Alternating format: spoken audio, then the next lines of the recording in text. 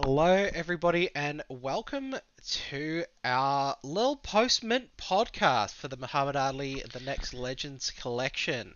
We are here to take you through a little bit of what's going on. Hello, everybody, and welcome, and just kind of give you a little peek behind the curtains and have a chat about sort of all the news and share some things from our end. I have some lovely guests with me who I will bring up on the screen now. Welcome, guys. How are we all doing today? Hey Dan, Good, thanks. Yeah. Hey, bro. Yeah. All right. So as you can see, we have David McDonald. He's got his lovely CEO ASM tag there.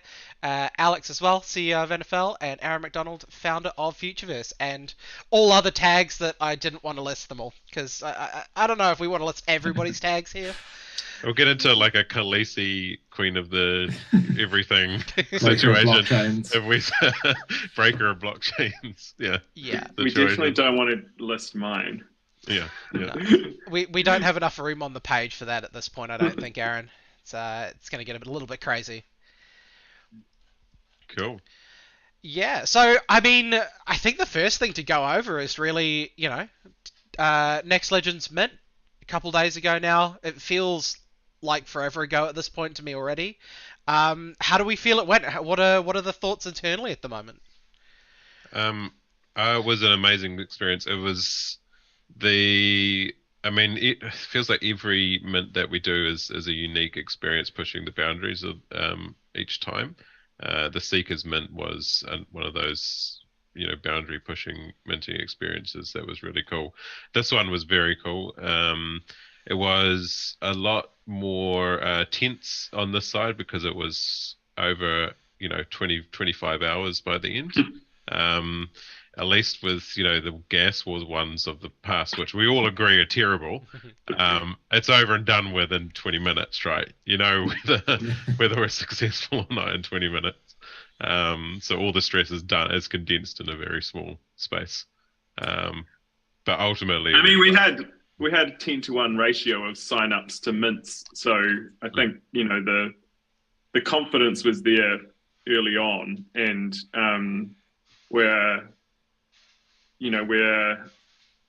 we are pushing the boundaries all the time, and it feels like maybe there's so many new things happening, but this space is so young that those improvements need to happen. You need to be continuously evolving, and especially if we're looking to test things that can scale to much bigger audiences, and as we roll out these different properties, and even with the next Legends, as we bring out the next phases of marketing and partnerships around that to reach that bigger audience, having these mechanisms that help us to form an orderly line of people who want to come in and go through that process and have a great experience doing it, I think is super important. And this mint mechanic, I think, is probably the gold standard out there now in terms of fair mints. It's definitely the gold standard in terms of user experience.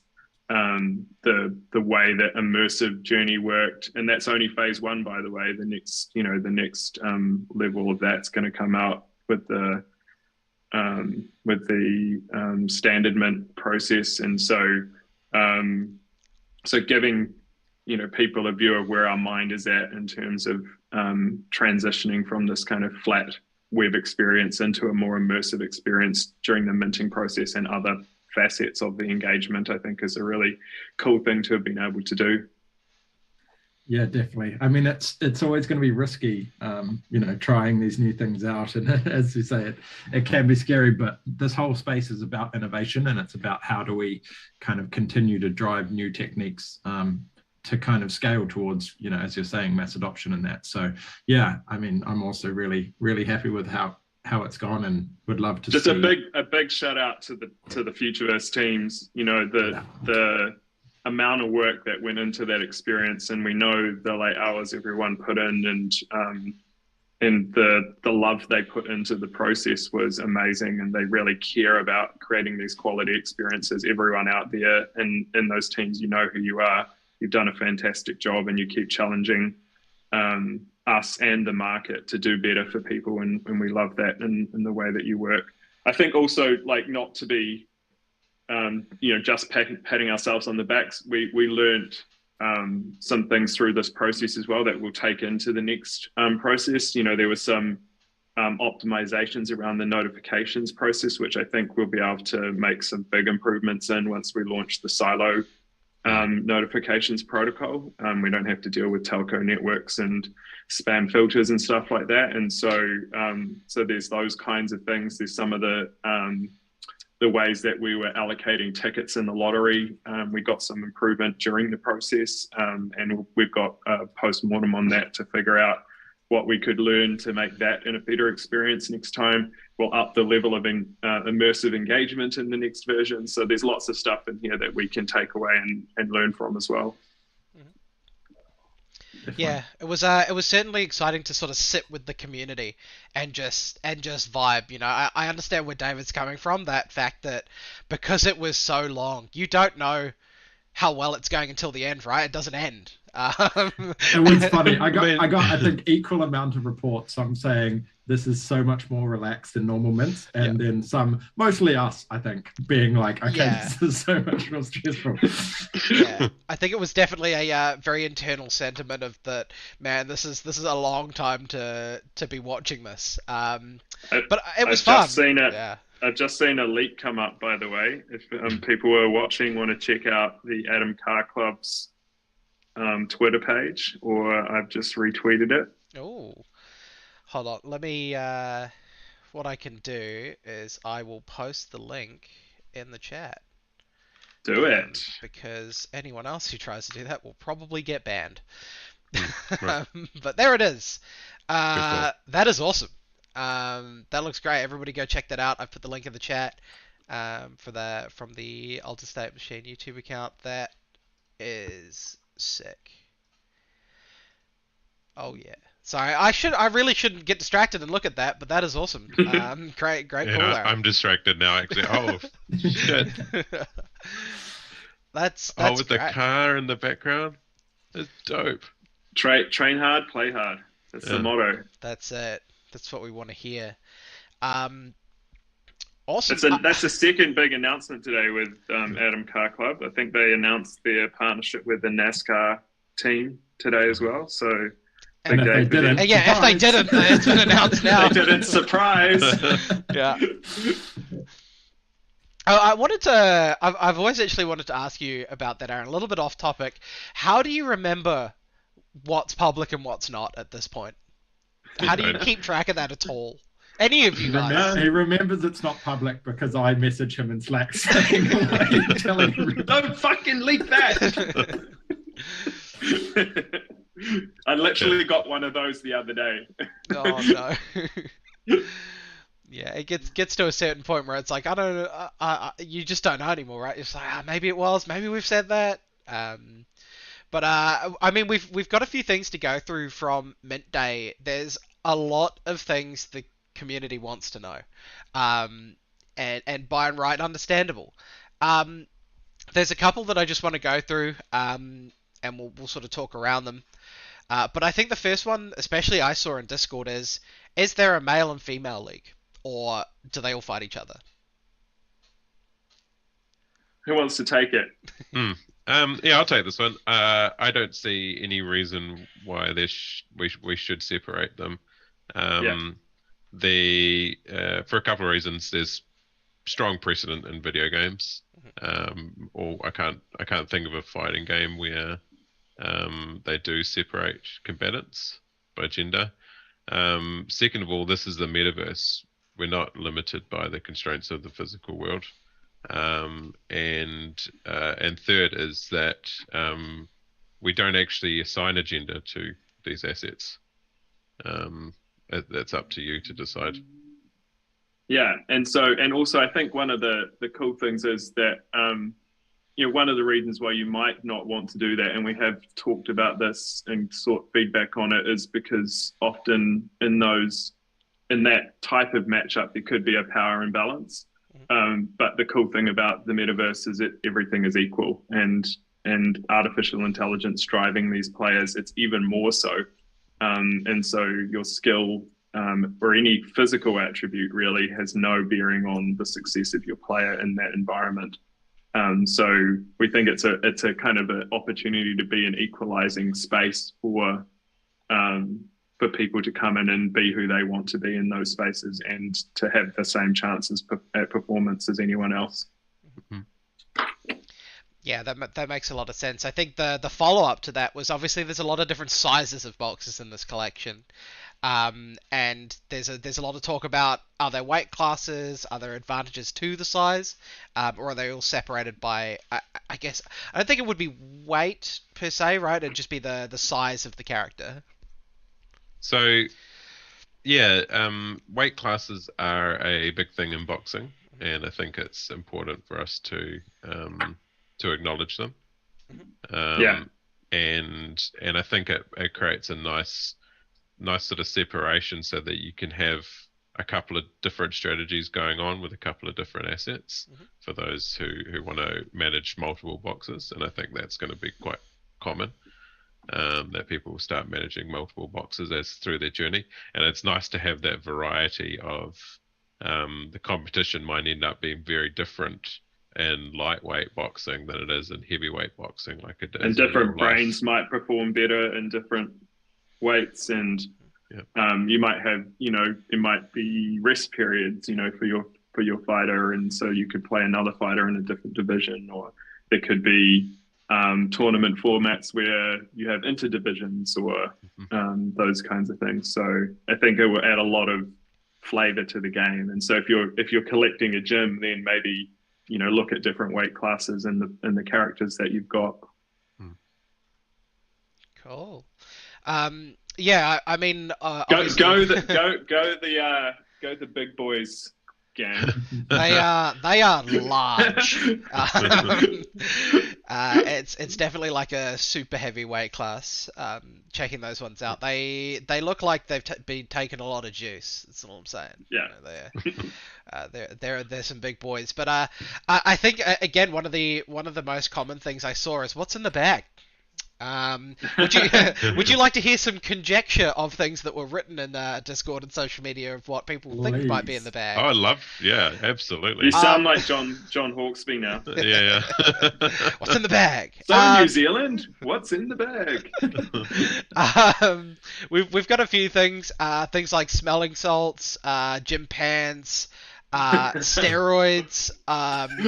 This one that's prosthetic ears.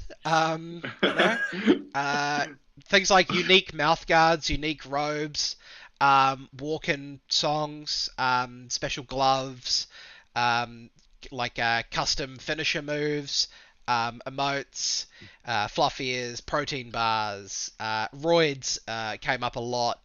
That was in the bag. Some of the body types definitely do lead to that. I feel like assumption. there's a bit of projection going on there too with the roid submissions. Yeah, I think some people are just outing themselves at this point.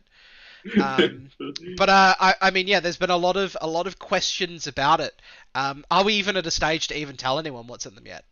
I'm comfortable to say that some of those are correct, and some of the things that are in there, and some might just be added now. The ears one was interesting considering our QA testing, and the giant Dumbo ears that was coming up in the QA testing, which we decided to keep in as a rare trait, I think, haven't we, Alex?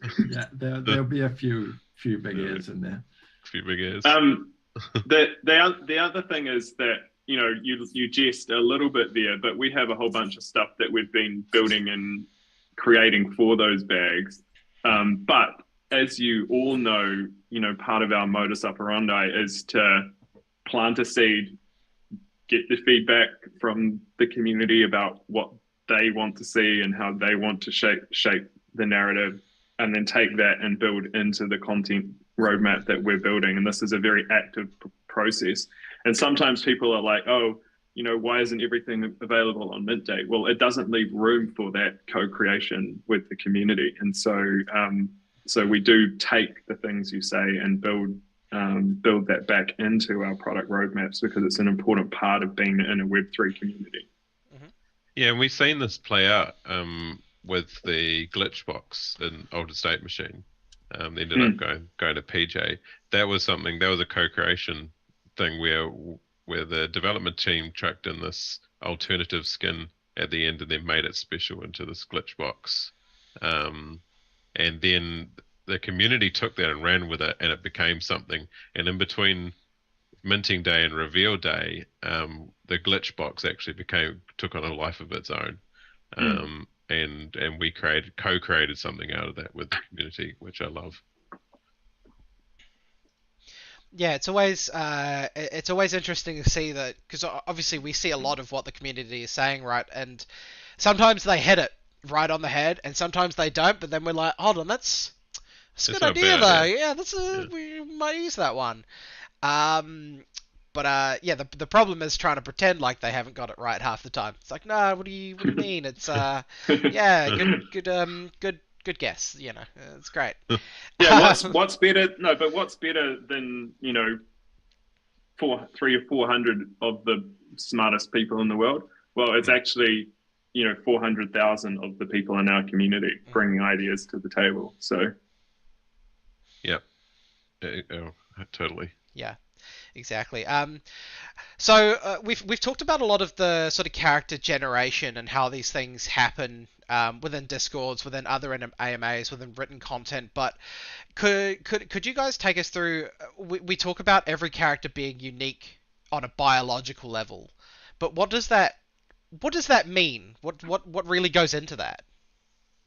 I mean, if you look at kind of the traditional structure of collections in this space, often rarity is determined by kind of non-biological traits like accessories. And if you kind of go towards the main mass market kind of media angle here, I mean, someone posted a tweet where, like, I think they said, imagine if one company owned the rights to, Iron Man in one outfit, but then another company owned the rights to Iron Man in a different outfit. So there is inherent problems with that model, and especially when it comes to expressing yourself in the metaverse, you want to be able to also kind of customize your appearance in a way that better reflects yourself. So with what we've developed for the Next Legends, using our proprietary dot tool, is a way of basically shaping unique characters on a biological level to a inherent degree of uniqueness. So I guess the simplest solution is to just look at humans, look at yourself in the mirror. There are unique biological traits around the shape of the face, the nose, eyes, mouth, ears, eyebrows, yeah. Exactly, which help define us as individuals. And it's something that we want to drive more towards, is really showing a high level of individuality and uniqueness in these characters, so that especially down the line when it comes to kind of stylizing yourself with new haircuts or different clothing, accessories, etc., that you're still at a base layer, your own unique character. Awesome. Yeah, so it's really going above and beyond the just changing the color of something or adding the accessory, as you said, and bringing in that complete uniqueness. And a little bit about what was mentioned earlier, like the goal of the Next Legends is that what determines your rarity will be partly aesthetic, because people might like a certain look and they might go after that look in terms of the representation of the fighter they want to be in the metaverse. A little bit less about luck in this case, because you all influence the characters you created when you went through the minting process, and whether you knew it or not. And ultimately, the most kind of rare players will be the ones that have the highest skill. And so this is the first time where a collection's primary rarity will come from the skill of the players, as opposed to the things that you rolled it on the luck of the draw.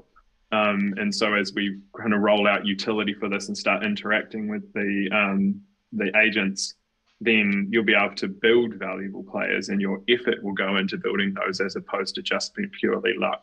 I think this is a really important step for NFTs in general, to take it from something that is more like a lottery into something that is more like a game, where the skill of the players has the influence on the reputation of that asset, as opposed to just what you got, lucky on. Yeah, for sure. And I'm not sure if I'm calling out anyone at this point, but it's been mentioned on Twitter. I don't know by who. That gods and goblins will use this generator tool as well. Yeah. Is there any confirmation or decline to answer of this one? I mean, this is actually the first of a number of character developments, and maybe even further than character developments, that will be rolling out with Dot. Gods and Goblins is going to be one of those collections, and we're trying to set a standard internally about how we build these characters out, and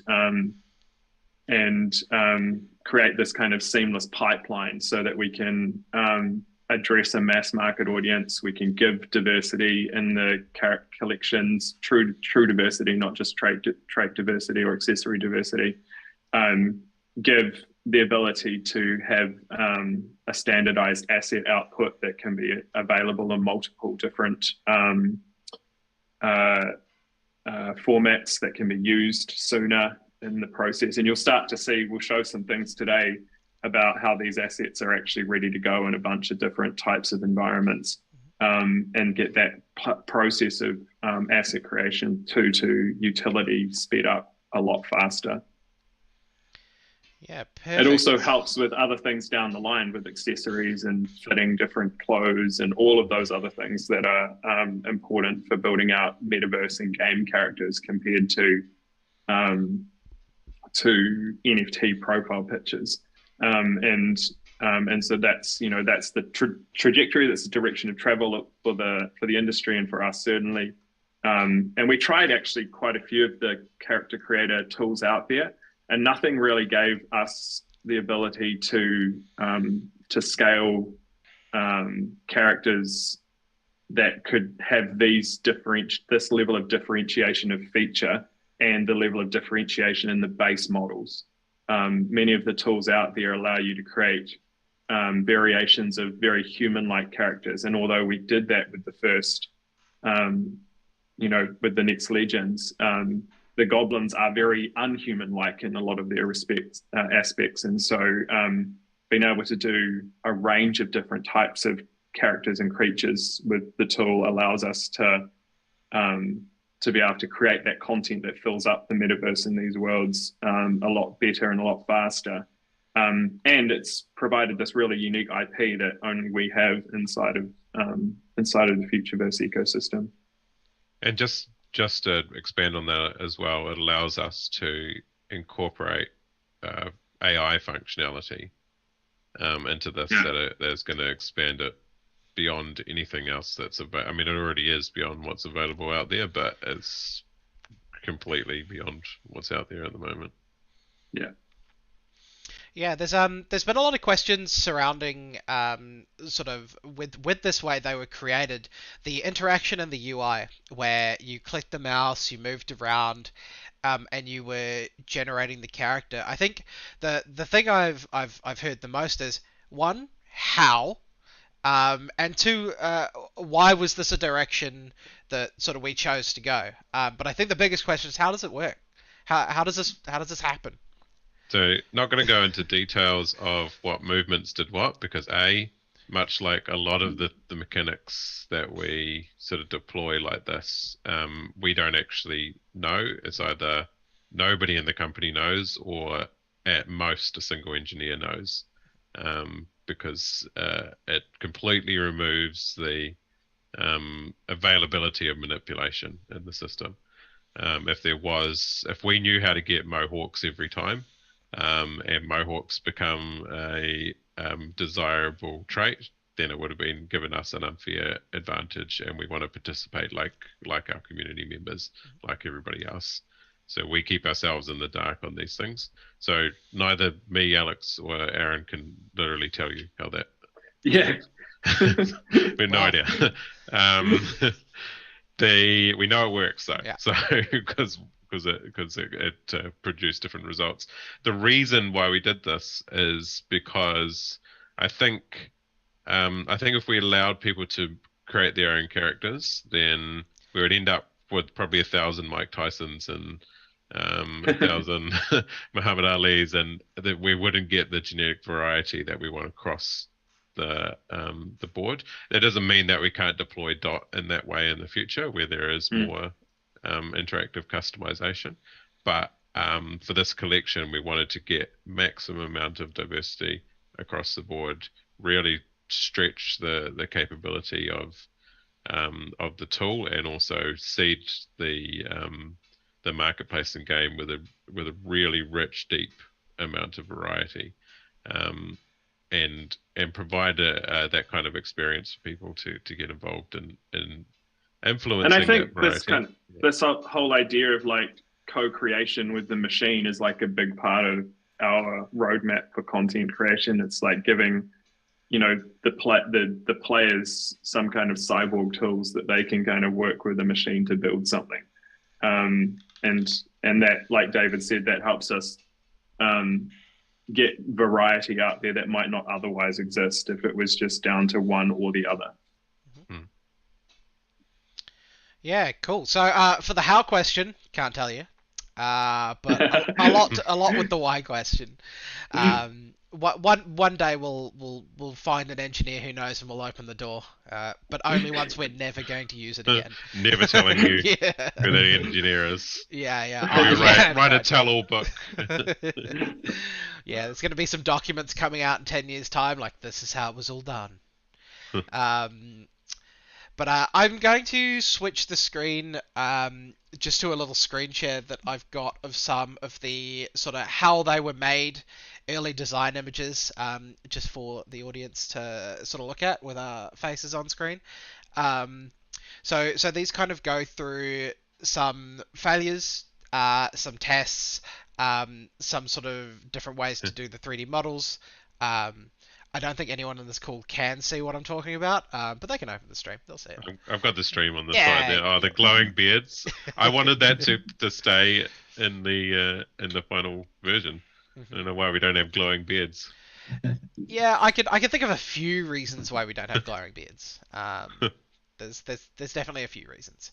But with saying that too, obviously with seeing some of this early concept art, how interesting was it to see it go from like this really, really early stage all the way to now?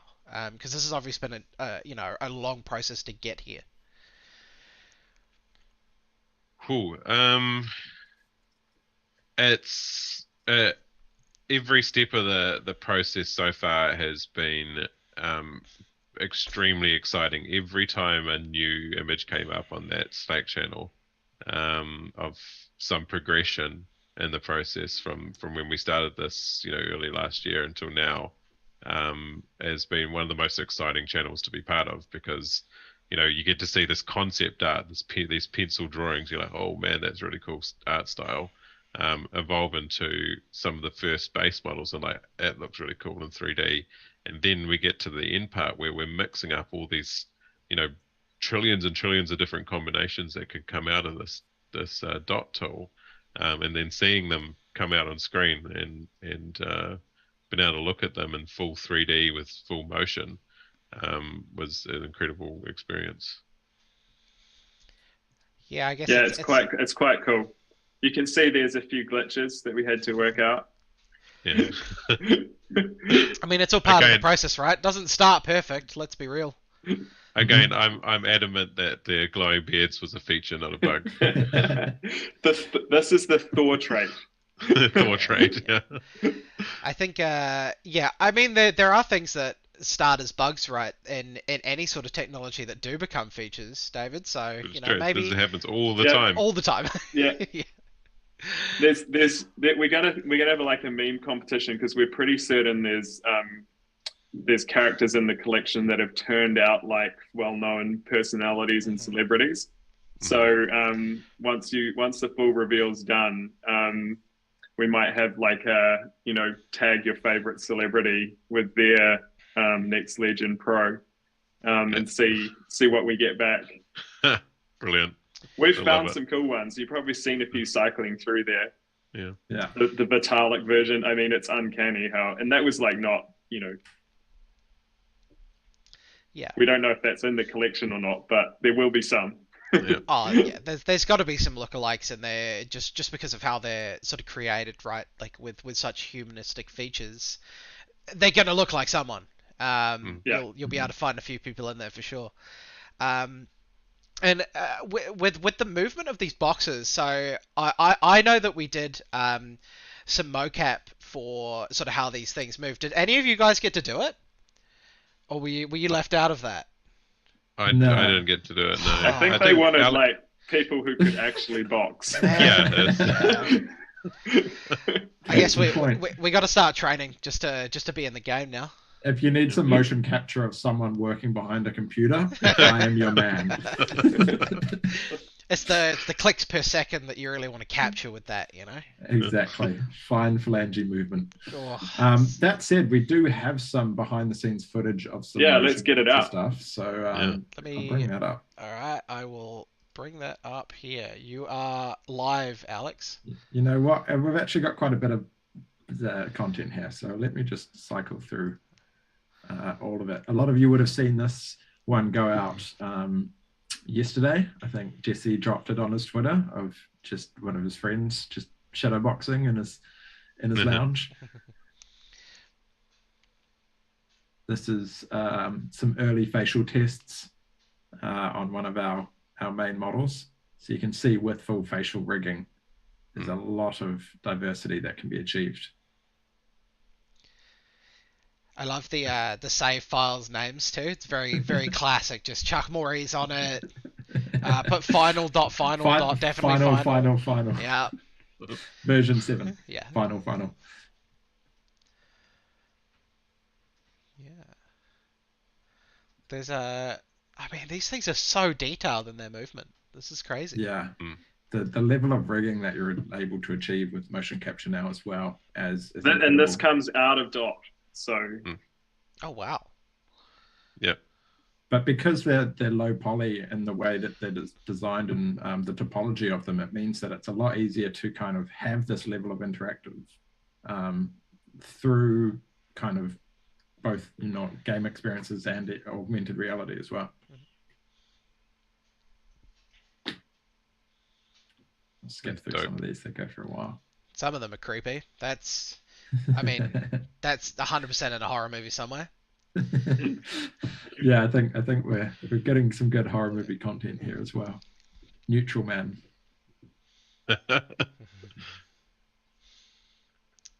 Oh wow. I think lots of people are asking us to turn the lights up at the moment with the collection. So that one fits. Mm-hmm. And behind the scenes motion capture. And By someone who can actually box. yeah. We could have totally done it. I don't know what you're talking about. We could have. Motion capture doesn't work straight out of the box, as you can see here. It takes a bit of tweaking as well. Gravity isn't we call this motion capture. Oh, okay. That's some movement going on now. And just to show the dedication of our team, this is actually one of our 3D engineers working mid-flight on his way back to New Zealand. But we're playing with some of the rigging here as well. Choice dance moves. That needs to be a dance move in the packs. It's like a winning dance. In the bags, yeah. And then some more AR content for you all. Testing out the full ring and fighter just outside Jesse's house. That's cool. It's dope. This is the first time half of us are seeing half of this too, so we're just watching it. I have much to add here. I mean, this is insane. I think just the way these things move with the facial movements and the expression that you can see is, it's pretty intense. Oh, I mean, yeah, it's crazy. there's a lot of news still coming out. Yeah. It's not going to be a short rest of the year. I think we can say that much for sure. There's been a couple of questions around too. And now one of the nitty gritty ones for you, David, is that a lot of people are talking about the brains and how the AI will be used. Is this like a full, management game where the AI is doing everything in the fights, or is it like a assisted? The fighter's attributes, how does their weight fit into all of this? There's sort of a massive Pandora's box of information to open. But I think the main one was what's the sort of interaction between me and the brain to the fighter? So one really important thing to get your mind around when thinking about these kinds of pieces of media is that they're no longer contained by an execution environment. So when we're talking about how you're going to use your Next Legends boxer, there's actually a whole bunch of multiple ways that they'll be deployed already in the works, and then a whole bunch that we haven't even thought of yet, and that other people haven't even created or thought of for this media. One of the fundamental paradigm shifts of the open metaverse is that it's no longer companies creating executables and then filling them with content which they lease to you. It's you owning content, and it's up to us to create executable environments for your content, things for your content to do, or your media to do. It's no longer content. It's no longer contained. It's been let free. So it's a long way of answering your question that there are going to be multiple ways to interact with your Next Legends. Some of them will be pure AI interactions where your boxes are coming up against another person's AI boxer, and you've just got to hope that you've prepared them through their training for that situation. There might be other use cases where you're interacting with it in VR or AR and shadow boxing and teaching it combos. So the possibilities there are already starting off quite broad, but are basically endless. It looks like we're getting some of the reveals. Oh, are we? Oh, awesome. Oh, really? All right. Yeah. But just to follow on from David, so like there's probably going to be stages as we build this out of utility, and across the Futureverse ecosystem, you can already see some of these things starting to come to life. And with everything that we're building, we want them to be interoperable with our existing applications and future applications. And even in the way we approach building out the Next Legends game utility, there'll probably be stages to that too, or different formats even, from the really top end, high end game title that contains the full experience and journey, through down to some heads up type environments that are a bit simpler and faster to get out to market. So yeah, like David said, multiple different versions. Yeah, so we're not just doing one thing with anything at this point. Yep. It's all interoperable. It can all be used in multiple ways. So we just get to see which parts come out first and which parts other people make. Yeah, so Jeffrey's gone ahead and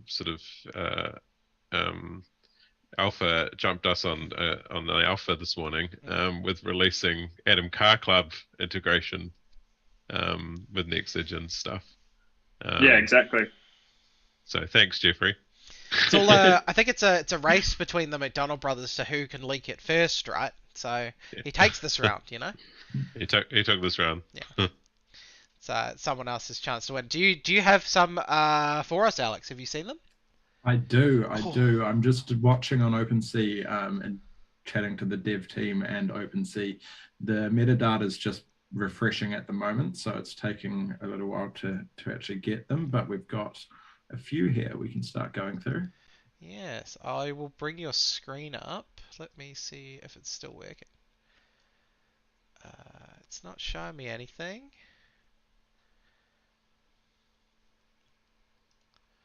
Oh, I got no screen from you, Alex. Oh, really? Let me double check my control room. Oh, it's created a new link. Please hold, caller. I'm going to. Can I do this without people seeing? Probably. Just don't want to show anything I shouldn't show. There we go. You're up, Alex. We can live? see OpenSea. We're good. We're golden. All right. You'll see the first ones are starting to drip feed through. Honestly, I have to say this guy right here. I feel like he needs to have the old timey fisticuffs kind of pose. Yeah. But 100%. That's a hell of a look. It's a magical mustache. Yeah. All right. So yeah, I mean they're starting to come through. So people in the chat go refresh your metadata, see if you're getting them. And they'll start to kind of pop up and roll through as we go over the next couple of days. There'll be the team are making sure they're QAing along the way as well. So keep your eye out for your reveal as it happens over the rest of this week. This guy can definitely take a punch. Some of these characters look insane. Yeah. I'm just looking at that one. Yeah. Yeah. There's this guy as well. Yeah, there's some of them that you look at and you go, I wouldn't fight that guy. Like I wouldn't fight him. It's not a good plan. That's most of them for me, but yeah, depends who you are. This is great. So we've got the movement. Yeah, it's a lot of variety there already. You can, even with this selection, of different skin tones, of different facial features, different body types, different boot color here in the metadata, as you can see. Yeah. I mean, that's one thing. The accessories, obviously, they're going to be, you'll be able to customize the clothing and accessories and haircuts and things like barbershops got to exist in the metaverse, in my opinion. David's like just pushing the barbershops idea, narrative. Yeah, I've been trying to get that one over the line. Yeah, I think that's just because you don't want to go to your barber, so you wish you could just do it at home. In the metaverse. Yeah. We've got a mohawk. Oh, we got a mohawk? Oh, mohawk number one. Awesome. Yeah. Mohawk gang. Yeah. Look at that. Always. It's like a beast too. Yeah. I know that guy. Like, that looks like somebody I know. I feel like that's going to happen a bit. Not that jacked, but I definitely know that guy. Awesome. Yeah, so as Aaron said, these will be sort of slow revealing over the next little while. I think now that this has started, the next question is, when's the bag revealing? And that's sort of the hot topic at this point now is, we're getting the fighters, when are we getting the bags? We've asked what's in the bags, but when the bags? No comment from me. Oh, we're tight-lipped today. All right. So the bags are coming. That's what you get to work with today. They're on the way. But I think the rarities will be revealed pretty soon. Yeah, rarities will be revealed pretty soon. Cool. Yeah. And then the second stage will be unbagging. All right. So unzipping, unbagging. I think unzipping would be. I think they're both technically correct. Unless if there's a bag in the bag, then it's definitely unbagging. But unbagging the bag. That's it. I think Alex is just having a good time now. He's just looking through them. He's trying to find stuff. It's just really fun to look through. After so long, kind of seeing what came out. Yeah, I think this is where the podcast is going to go now. We're just going to start staring at them in OpenSea like, man, what are these? We're going to go to our own pages to see what we've won. We're refreshing those. It's OpenSea live. Yeah, that's the show now. We look at OpenSea and we look at it live. But there's also a couple other things that have happened in the last couple of days. One being the root network going live. Yeah. Which was a massive thing that's just happened. I know, Aaron, you did a big AMA on it yesterday. But for those who sort of have very limited knowledge of what that means, could you give them like a very quick explainer to what is it and why is it such a huge thing that's happening now?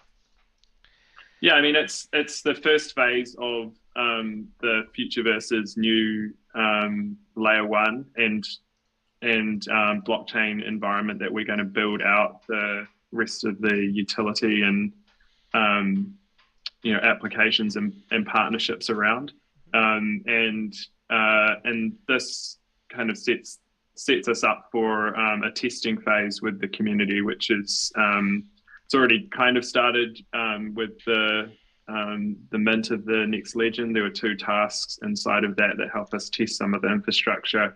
And there's actually rewards that go alongside that as well. So you get to claim root tokens if you participate in those tests. The team are working hard to have the next iteration beta live in early November, and we'll start to onboard our first big partnerships on the root network towards the middle of November. So lots and lots of activity happening now, but this sets the stage, I guess, for us to be able to deliver the experience that we talk about in the Futureverse white paper and bring together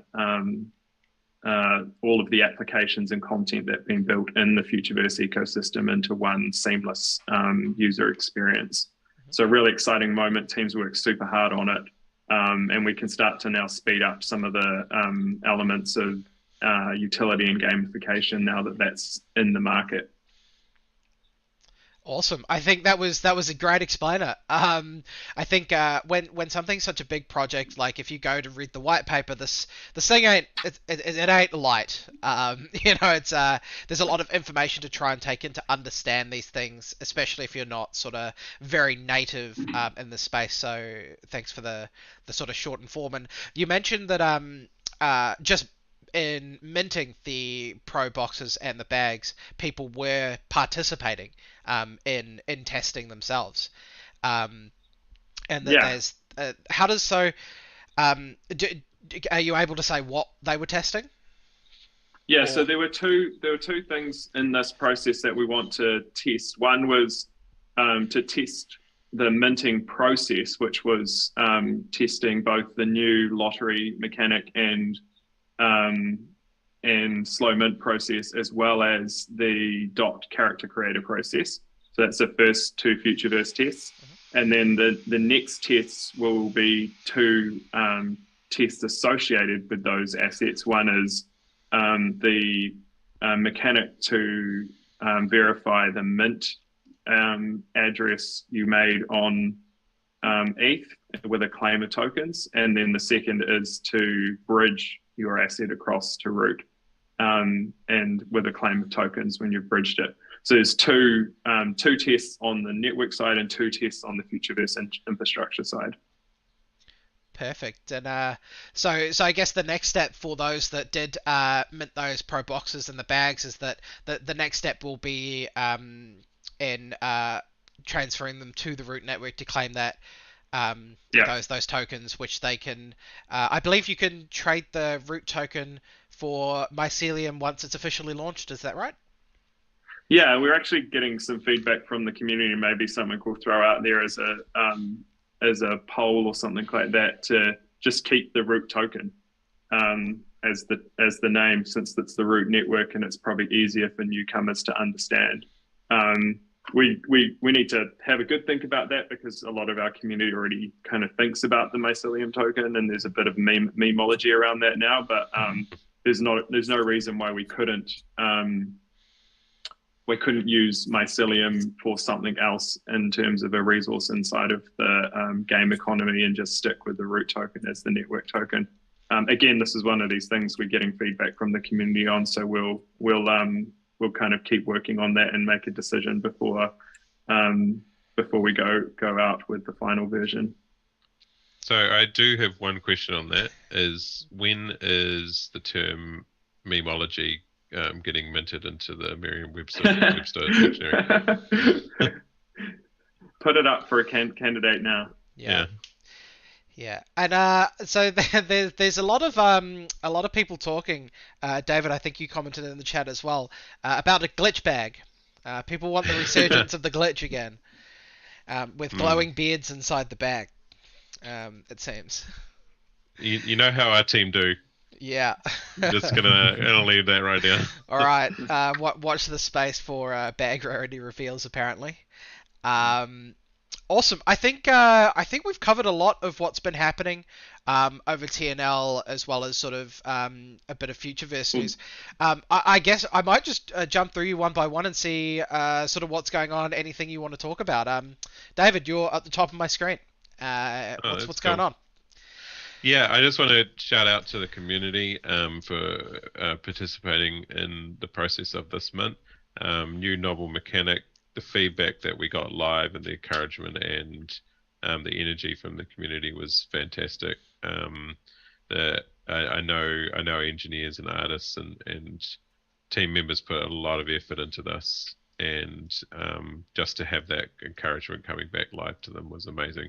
So I just want to thank the community for that, and looking forward to continue on this journey with you guys. So much exciting stuff. Love your feedback and ideas, and can't wait to see where it goes. Cheers. Awesome. Thanks a lot, David. Alex. Honestly, I've just been lost. You're an OpenSea. Yeah, he's busy now.